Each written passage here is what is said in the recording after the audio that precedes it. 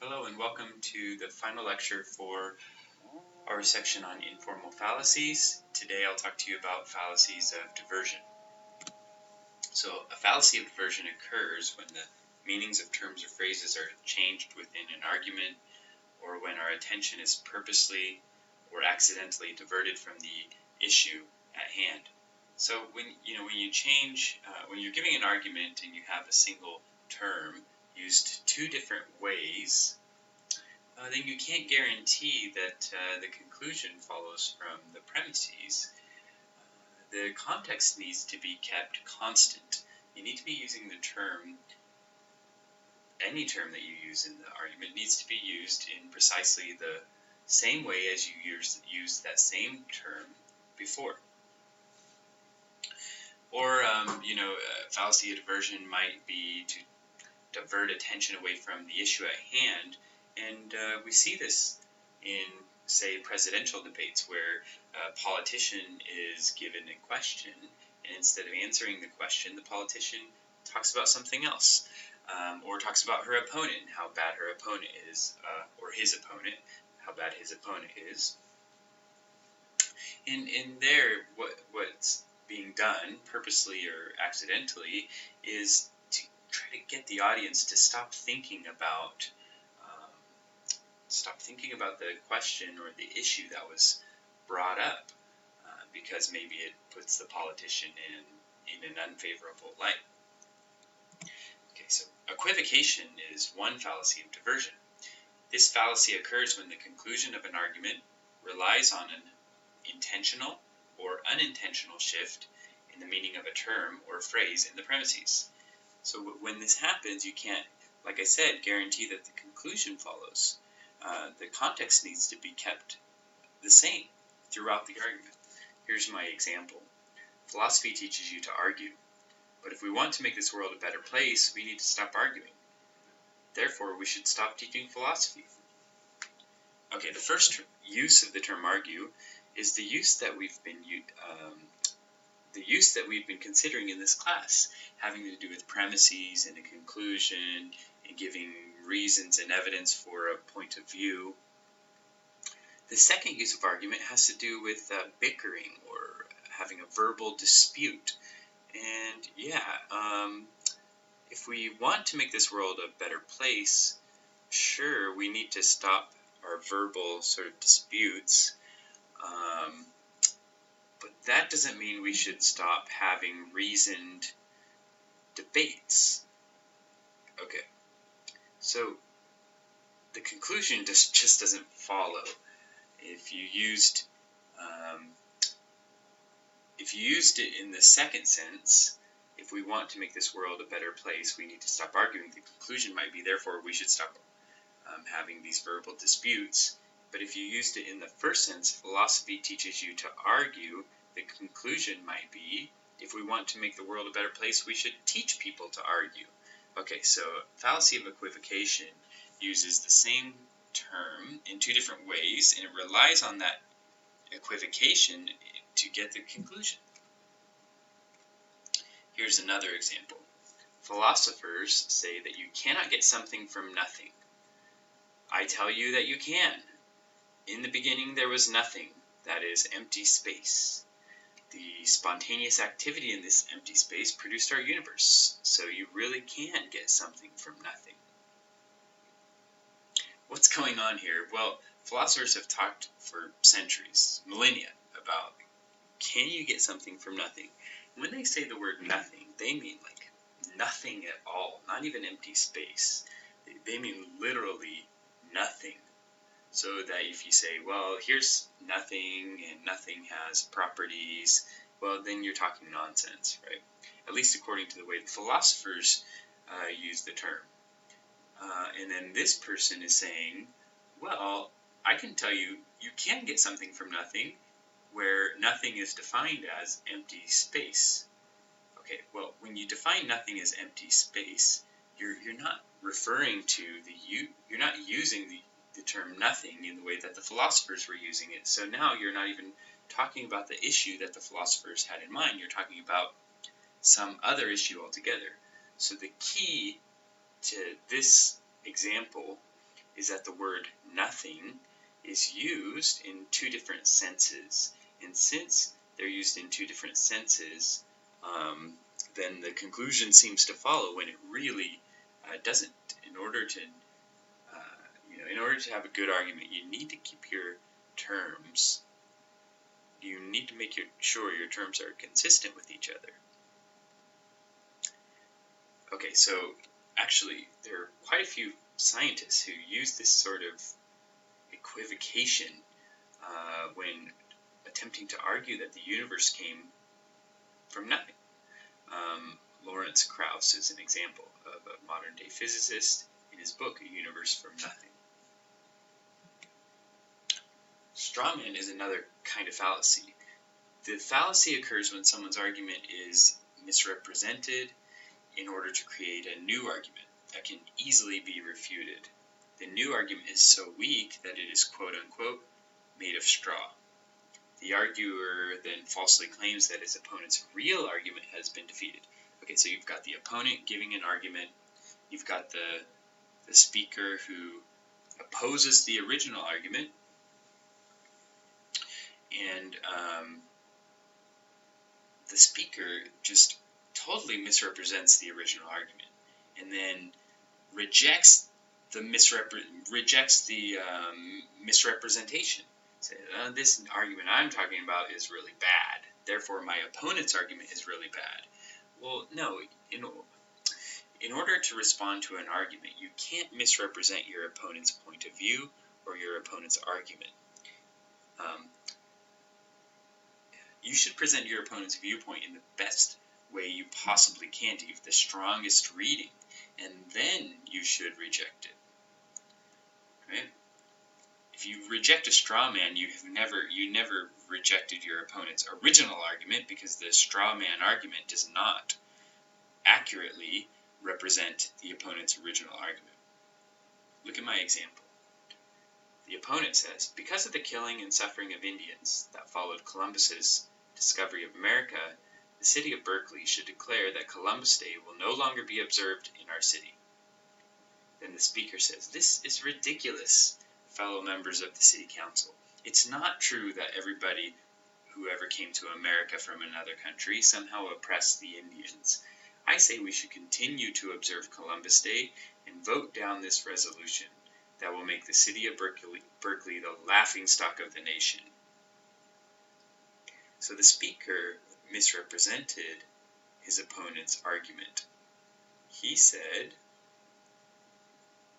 it's not true that everybody who ever came to America from another country somehow oppressed the Indians. Everybody who ever came to America. Notice, the opponent never said that. The opponent never said that anyone who's ever come to America has oppressed the Indians.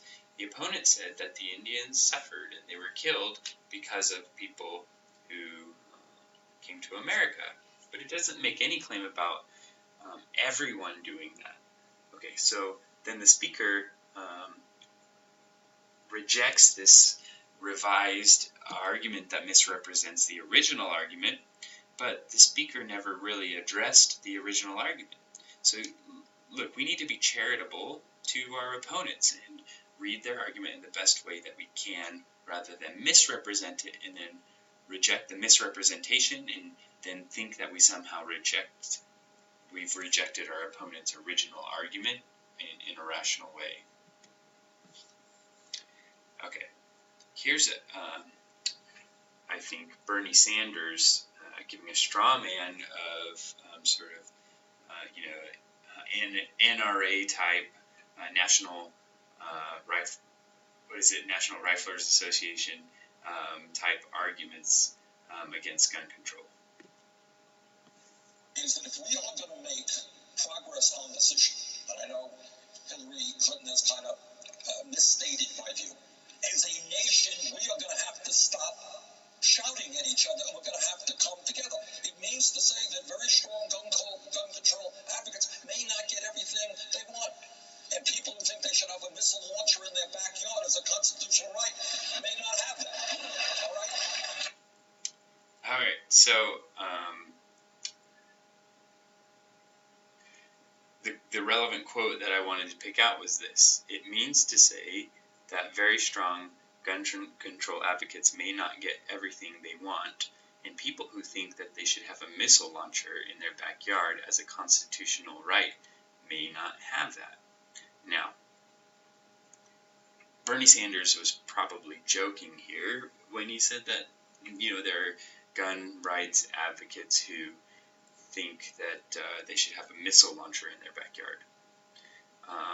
But let's take him seriously. The point of it is that he misrepresented the sort of the people who oppose gun control, because they're not advocating for missile launchers in their backyard.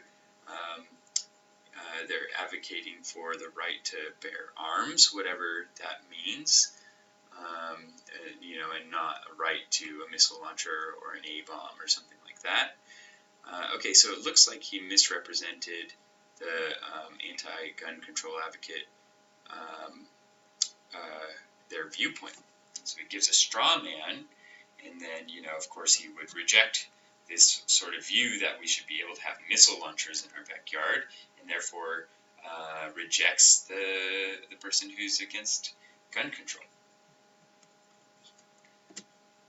Okay, another type of fallacy is a red herring, fallacy of diversion.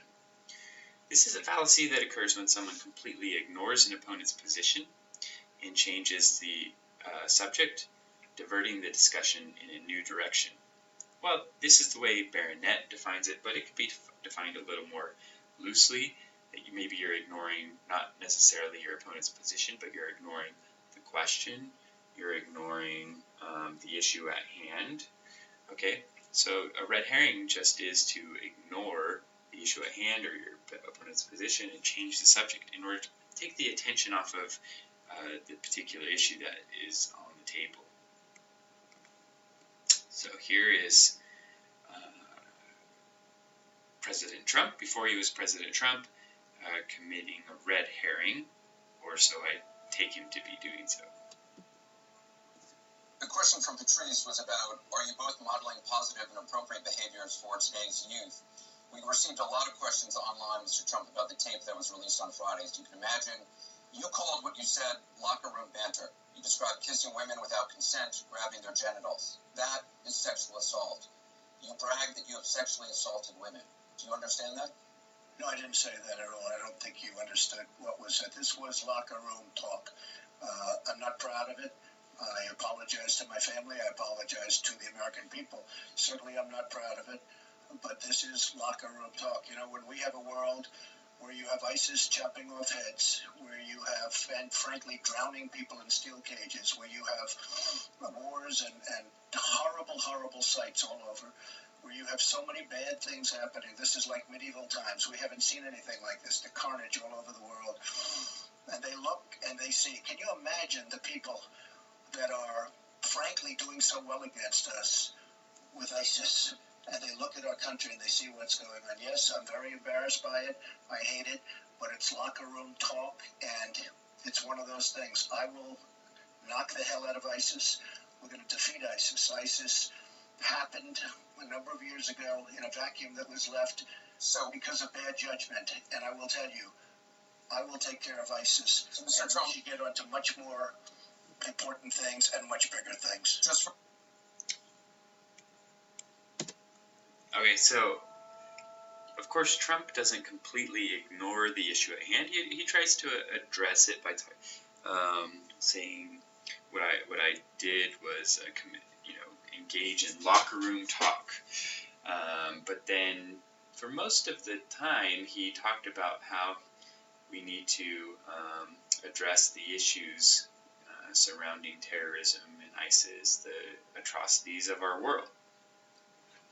Okay, so it looks like what he's trying to do is take the emphasis off of the issue at hand, which is the 2005 video that surfaced, in which he said some very, disrespectful things about women, and trying to take the attention off of that and put it on, some sort of bigger world problems. So he says something like, this is a quote, "Yes, I'm very embarrassed by it. I hate it.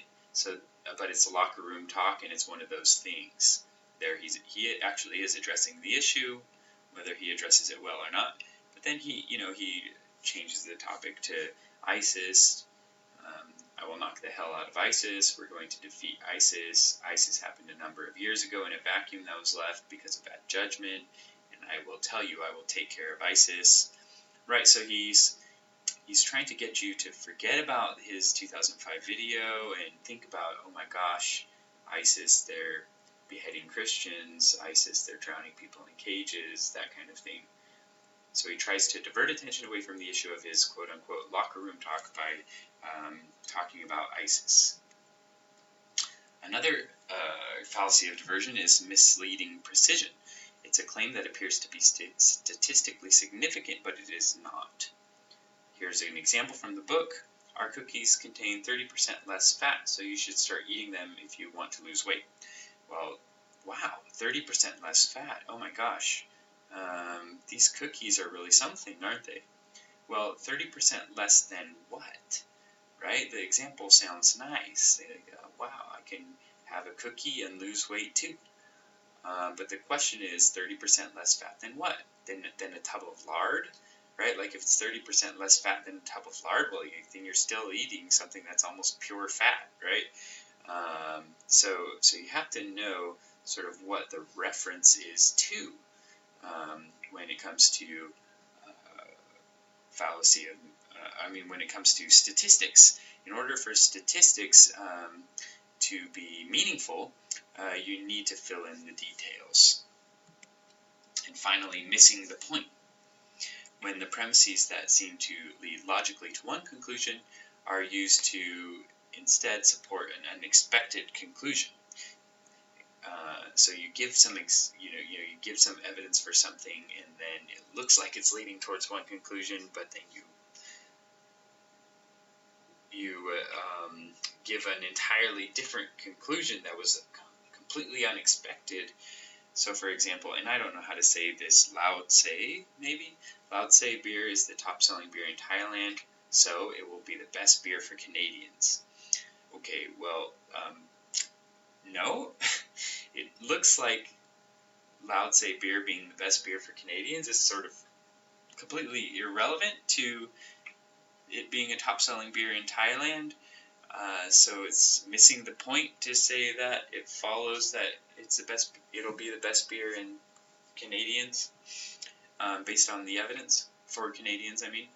So a better conclusion would be probably people in Thailand enjoy Lao-Tse beer. Okay, now that is relevant to the premise that Lao-Tse beer is the top-selling beer in Thailand. Maybe they don't enjoy this beer. Maybe they're forced to drink it or something. I don't know. But it looks like a pretty decent conclusion that people in Thailand enjoy it. Much better and more relevant than it being the best beer for Canadians. Now, that's not to say that Canadians won't enjoy it. It just looks like it's completely irrelevant to the premise. Here's another example of missing the point. All throughout history, religious people have been committing violent acts in the name of God. Therefore, God doesn't exist. Okay. The issue with this argument is, even if people have been committing violent acts in the name of God all throughout history, well, it doesn't follow that God doesn't exist. Maybe God's looking down on it and saying, why are they doing this in my name? I didn't intend them to do that. So God might still exist, even if people have been doing crazy things in God's name. So this misses the point of the evidence. So if it is true that religious people have been committing violent acts in the name of God throughout history, well, the conclusion shouldn't be that God doesn't exist. I don't know what the conclusion should be, that these people aren't practicing what their religion tells them, that these people are doing wrong things in the name of God, right? Like, those are relevant, but to say that God doesn't exist based on that it just doesn't follow. It's diverting from the evidence.